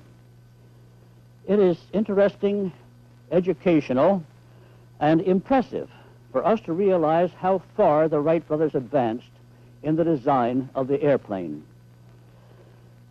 With the exception of the R and the EX and the Baby Grand, they identified their types alphabetically. I'll remind you of the first 2, the A, which had the elevator in front, and the B, which had the elevator in the rear. That's the rear view of the B. Now the C was intended for military use, and was stronger and therefore somewhat heavier than the B. Its airfoil had less curvature, and it could lift heavier loads and climb faster than previous types. The most visible difference in appearance was the use of vertical vanes in front instead of the triangular form as in the B, EX, and R. The C had a 6-cylinder engine which produced about 50 to 60 horsepower instead of the 35 horsepower in the 4-cylinder engines. It was the C which was used by Lieutenants Arnold, Milling, and their fellow officer pilots at College Park, Maryland in 1912. Here is a float-equipped version of the C, known as the CH, the H designating the hydroaeroplane type. Note the steps in the bottom of the floats. They break open the suction that often prevents seaplanes from getting unstuck from the water. Orville had noticed that in some maneuvers during flights in the CH, the two long parallel floats seemed to interfere with the flow of air to the wing. And after further experimenting, he preferred this single float of rectangular shape, as you're about to see in the next slide. Early in 1912, the Signal Corps requested from the Wright brothers a proposal and bid for a light scout machine. It was to carry one person, have a speed of 65 miles per hour, climb at 1,800 feet in 3 minutes, have a 3-hour gasoline capacity, and be easily transportable by road or rail. For this airplane, the Wright's bid of $6,000 was accepted. The airplane, known as the Wright D, was delivered to College Park that summer. That's Tommy Milling at the controls. The first single-propellered airplane produced by the Wrights was Type E. It had a wingspan of 32 feet and weighed 730 pounds without the pilot. Orville enjoyed flying this one. Type F was made for the Army in 1913 and was the first Wright airplane to have an enclosed fuselage. It was powered with a European Austro-Daimler engine of 90 horsepower. Here, a group of soldiers are holding it back while the pilot revs up the engine. In the side view, you can see the Army's number 39 on the rudder. Now, I want to interrupt our alphabetical sequence by inserting an item which will be in chronological order, but in view of the extensive use and importance today of automatic piloting, it is impressive evidence of Orville Wright's foresight and genius. Almost from the very beginning of their experiments, Orville had been interested in developing an apparatus for automatically stabilizing and controlling an airplane. The equipment shown here represents about 8 years of development. These pictures were taken in the winter of 1913. A Type C airplane was used. The group witnessing the flights was a committee assigned by the Aero Club of America to judge the effectiveness of the apparatus. Orville made both straight and circling flights, demonstrating the absolute reliability of the system, and as a final proof that his invention was practical, flew toward the judges with his hands raised high above the control levers. As a final gesture, he tapped the rudder control, whereupon the airplane commenced a wide turn and continued on that course until Orville took over control and brought the airplane into a landing. For the development of this stabilizer, Orville Wright received the Robert J. Collier Trophy. In May of 1914, he delivered a lecture on the stability of airplanes at the Franklin Institute in Philadelphia. The Smithsonian reprinted that text. In 1913, Orville engaged the services of Grover Learning. He was the first graduate in America of an aeronautical engineering course, earning his Master of Arts degree at Columbia University, New York City in 1910. Having participated in the design and development of a glider flying boat as early as April 1909, and having made and flown a flying boat in 1912, he brought to the Wright Company a knowledge of seaplanes, very important for the further developments. This is the Wright brothers' aeroboat of 1913, the Type G. It had oars near the wingtips to aid in making turns on the narrow river. The hull was framed of ash and spruce covered with sheet metal, treated to prevent corrosion. The span was 38 feet and net weight 1,200 pounds. Its 6-cylinder engine was located behind the pilot and passenger who sat side by side. In the next type of airboat, the horizontal elevator was raised high above the outriggers to avoid the spray. The engine was in the bow of the hull, the drive shaft extending aft between the seats to the double sprocket by which the chains to the propellers were driven. Here are Orville and Oscar Brindley, who was one of the most capable pilots in the Wright organization. Airboats were purchased and flown by a number of pilots, including Harry Atwood and Ernest Hall, who flew them principally on the rivers and lakes of Ohio. Type H resembled the F and was brought out in 1914. The span was 38 feet and weight 1,150 pounds. Its fuselage was of wood covered with canvas. It was rated to carry a useful load of 1,000 pounds and to have a speed of 56 miles per hour. A shorter winged version of the H was known as the HS. It had a somewhat better speed and rate of climb. Note that by 1915, the form of control had changed from the two-lever system to a wheel. This wheel could be turned to right or left so as to balance the airplane. It could be pushed for descent, pulled back to climb, and then on the side of the wheel, on the right side, was a sector that moved on the shaft, and that was moved up and down to activate the rudder. It was a very good control. In my opinion, it's the best of the 7 types of control that were produced during the history of the Wright brothers' experiments. Now, according to a letter written by Orville in 1943, there was no Type I produced by the Wright Company. But they had meanwhile licensed the Burgess Company in Massachusetts to make airplanes, and the Type I was the Burgess copy of the Wright Type B, used notably by Harry Atwood when he made his wonderful flight to the backyard of the White House back there in 1912. Another pilot of the Burgess type was my good friend Roy Waite, who barnstormed in the Middle Atlantic states. Other forms using the Wright type of wings were produced by Burgess, who also developed some original designs. This aeroboat, you will notice, has a long hull extending from the bow to the rudder. Previous types had the short hull with the outriggers. But this was identified as Type J. It was operated on the Hudson River, carrying passengers for hire. Note that it was equipped with hydrofoils beside the hull, both sides, to assist in takeoff. Now, Type K was developed for the Navy in 1915. It was a departure from conventional Wright designs. The propellers were in front of the wing, the lateral balance was effected by ailerons instead of by wing warping, and the rudder was rounded instead of rectangular. These cylindrical floats, originally supplied from the Wright factory, were unsatisfactory and were replaced by those designed by Captain Halden C. Richardson of the Navy and manufactured by Burgess. They improved takeoff and alighting. The K was the last Wright type to have the bent-end propellers, which had been used since 1908. The final design produced by the Wright Company was the L of 1915-16. It was a further departure from the original Wright types. It had a single propeller in front of a covered fuselage with a cockpit behind the wing. It had ailerons and wheel control.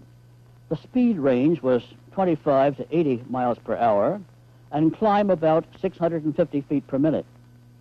It was intended to meet military requirements for high-speed scouting, but as you see, it was very much below the performance of types then being used in the European War. That war had been raging for 2 years, and under the pressure of combat, a number of advanced designs had been developed. By the time the L was produced, Orville Wright's active direction of the original Wright Company became terminated. With the war in Europe intensifying, some American manufacturers received contracts for military supplies. The financiers and businessmen who had taken over operation of the Wright Company arranged a merger with a firm established by Glenn Martin. That's Martin there in the picture with Orville. The resultant organization being known as the Wright-Martin Aircraft Corporation. They were attending an air show there in 1917. One of the principal undertakings of the new corporation was to obtain rights to manufacture the French Hispano-Suiza engines, which were urgently needed for British and French fighter airplanes. They obtained the facilities of the former Simplex Automobile Company, which was up there in New Jersey. And not only did they make good copies of the French engine, but also they improved the manufacturing methods. Early in 1917, Orville served as consulting engineer to a new organization there in Dayton called the Dayton Airplane Company. They established a flying field for training on the outskirts of the city, and they developed a very good trainer, which was called the FS, because it flew successfully first shot. That was a really good ship. It had the Hispano engine of 150 horsepower there in the nose. With the entry of America into the war, April 6, 1917, the Dayton Wright Airplane Company was formed in that city, and Orville Wright became a director. Their first contract was for training planes, but following the decision of an official aircraft board that the British de Havilland IV airplane was the type that America should produce in quantity for combat service, the Dayton Wright Airplane Company received a contract to build 4,000 of them. An interior view shows the intensive production underway. And here we see a vast number of fuselages awaiting their wings before shipment overseas. These airplanes were powered with the Liberty engine, that dear thing I love so much, 400 horsepower, which was one of the major productions by America in World War I. Here is Orville Wright with the company's chief pilot, Howard Reinhardt, following a flight in the de Havilland IV. This airplane is now preserved by the National Air and Space Museum. A very significant and little-known development in World War I by America was the design and production of guided missiles, and in that project, Orville Wright had a vital part. Working with a group of engineers and manufacturers, including Boss Kettering, Virginius Clark, Harold Morehouse, and others, Orville participated prominently in the design of the wings, propeller, and other components. The Dayton Wright Messenger served as a manned airplane for testing the guided missiles. It had some qualities also as a private sport plane. It tested the De Palma engine. Sometimes these missiles were called aerial torpedoes, but the usual term was the bug. Successful test flights of the unmanned missiles were made, but the signing of the armistice on November 11, 1918 terminated the project. Post-war airplanes of the Dayton Wright Company include several modifications of the de Havillands, such as a company executive airplane and a similar one called the Honeymoon Express. With the closing of the war, the airplane industry became anxious to find ways to utilize its capabilities and resources. The James Gordon Bennett Trophy race had last been held in 1913, when it was won by France. But the war had suspended further contests. In 1920, the competition was reopened with France as the host, and America prepared 4 fast planes as entries. This one carried the hopes of the Dayton Wright Company. Orville Wright was much interested in it, and apparently made wind tunnel studies of the design. I saw that model up at the Franklin Institute. This type was known as the RB-1, named for Reinhardt and Bowman of the Dayton Wright Company, who are here standing beside their entry. It was powered with a 6-cylinder, 250-horsepower Hall-Scott or Liberty engine. Its wing could be varied in airfoil curvature. The landing gear was retractable. The cockpit was enclosed. The estimated speed was above 200 miles per hour. But regrettably, in the race, it did not perform at its best. A broken rudder cable necessitated the forced landing, and the pilot, Howard Reinhardt, realized that it was out of the race. Sadie Lecoin, in a French Newport, won at an average speed of 168.5 miles per hour. Thus, with its 3rd consecutive win, France kept the trophy. The last airplane to be designed by Orville Wright was named with his initials, the OW. It was a 3 or 4 place cabin plane, here shown during its construction with part of the wing uncovered. The engine was a Wright Hispano of 150 horsepower.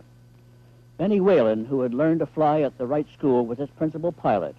I again thank him for these photographs as I show them to you. Although no longer engaged in the production of aircraft, Orville retained a keen interest in aviation.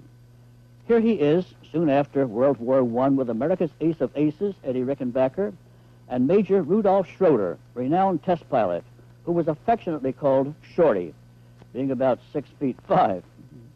In 1921, Orville watched his sister Catherine christen one of Grover Loaning's air yachts, a type which won the Robert J. Collier Trophy for that year.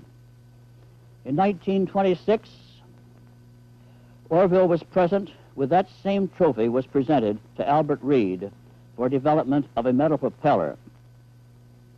At the left is Godfrey Cabot, then head of the National Aeronautic Association. General James Fauché was chief of the Army Air Service next to him. Orville is standing beside Mr. Reed. After the war, the Wright-Martin Aircraft Corporation had been reorganized, becoming the Wright Aeronautical Corporation. Some of their most successful engines were designed by Charles Lawrence. Thus, the name Wright was often linked with various airplanes, which used this corporation's engines. But Orville had nothing to do with their design. Here's the Wright Balanka airplane, which was such a sensation at the 1925 National Air Races where I photographed it. It was the forerunner of the Balanka transatlantic airplanes, which thrilled the sensation-loving public in the latter 1920s. Remember the Columbia.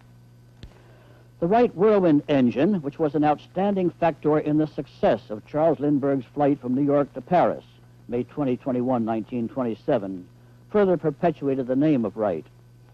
Following Lindbergh's return to America and his receptions in Washington, New York, and St. Louis, his next wish was to pay his respects to the surviving brother of the two who first gave powered and controlled wings to mankind. The world record altitude flight of Apollo Suchek of our Navy on May 8, 1929, when he climbed to 39,140 feet, was in a Wright Apache airplane produced by the Wright Aeronautical Corporation, but powered with an engine made by Pratt & Whitney. A year later, Suchek set a new record of 43,166 feet with the same airplane. The Apache was one of the last types to carry the name Wright. Further examples of Orville Wright's continuing interest in aeronautical events and progress is his attendance at the International Aeronautic Conference that was held in 1928 in Washington. He is at the left. The group includes Henry Ford, Charles Lindbergh, Bill McCracken, A.P. Warner, and others. And here is Orville standing beside Porter Adams, who was president of the National Aeronautic Association. General Benny Falloy is there in the gray coat, chief of the Army Air Corps at that time. Now, during all this period, Orville Wright maintained his own laboratory in Dayton, conducting experiments in his wind tunnel, developing various mechanisms, constantly interested in learning more about the laws of aerodynamics. His final years were comfortable, with satisfying memories of worthwhile accomplishments. He had many friends, often inviting them to share his beautiful home, which he called Hawthorne Hill, in the residential part of Dayton. There, on January 26, 1948, he decided he should fix the doorbell. Perhaps he overexerted himself. That afternoon, he suffered a heart attack at his laboratory. After a few days in the hospital, he died the evening of January 30, 1948. He is buried in the family plot in Dayton beside his beloved brother, Wilbur. Wilbur and Orville Wright received many honors. One of the first was the gold medal from the Aero Club of France. The Royal Aeronautic Society of Great Britain gave them its gold medal. The Smithsonian Institution gave them the first Langley Medal. The gold medal of the Aero Club of America was presented at the White House by William Howard Taft. Congress voted them a gold medal, which was given to them in Dayton. There are many memorials to the Wright brothers. The first was placed by the citizens of Kitty Hawk in front of the home of Captain Tate, where they assembled their first glider in 1900. At Le Mans, France, near where Wilbur made his astonishing flights in 1908, this monument was erected. And in southern France, where Wilbur continued his flying and instructed pupils in 1909, this monument was dedicated. The United States Navy named its first aircraft tender the USS Wright. At one time, her executive officer was DeWitt Clinton Ramsey.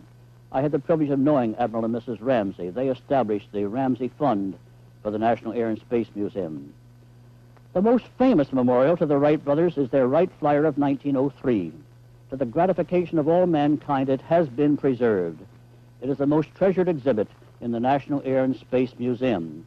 Displayed as shown here in the place of highest honor, together with Lindbergh's Spirit of St. Louis, the X-15, which is the world's most advanced experimental airplane, and the spacecraft Friendship 7, in which John Glenn became the first American to orbit the Earth. The most impressive monument to the Wright brothers is at the top of Kill Devil Hill, about 4 miles south of Kitty Hawk, North Carolina. From the crest of this hill, they made their glides in 1901, 2, and 3, and from near its base, they made their first powered flights. The inscription around the base of this monument is particularly appropriate for us to recall as we come to the conclusion of our story of the Wright brothers. It is in commemoration of the conquest of the air by the brothers Wilbur and Orville Wright, conceived by genius and achieved by dauntless resolution and unconquerable faith. I want to wrap it up by emphasizing 5 points that characterize the Wright brothers' accomplishments. First, they prepared the scientific data necessary for the design of a successful airplane. Second, they built that airplane. Third, they taught themselves to fly it. Fourth, they advanced the development of the airplane through no less than 30 designs, as I've shown you. And fifth, they taught others to fly. Surely nowhere else in the history of invention has a basic idea conceived by 2 men been carried forward so far. The story of Wilbur and Orville Wright.